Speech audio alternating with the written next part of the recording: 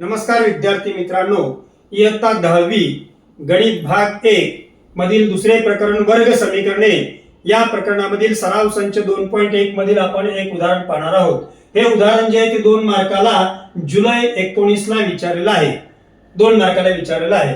पहा उदाहरण काय दिलेलं आहे आपल्याला, जर x बरोबर 3 हे kx वर्ग वजा 10x अधिक 3 बरोबर 0 या समीकरणाचे एक मूळ असेल तर k ची किंमत किती।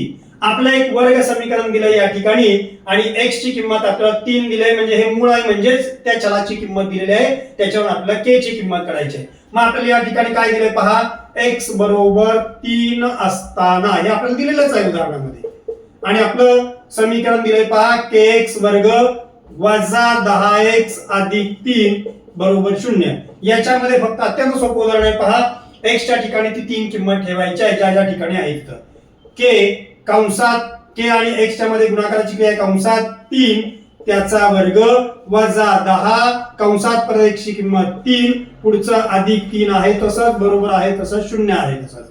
म्हणून आता इथं 3 चा वर्ग होईल 9 आणि 9 ने k ला गुणलं की उत्तर मिळेल आपल्याला 9k वजा 10 आणि 3 चा गुणाकार 10 त्रिक 30 अधिक 3 बरोबर 0।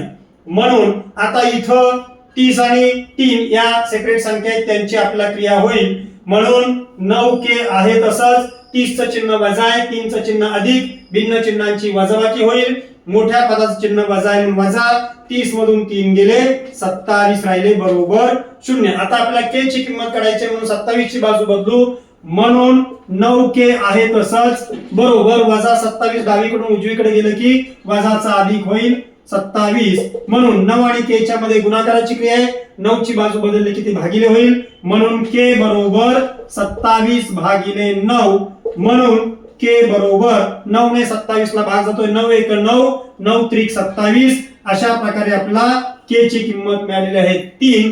धन्यवाद।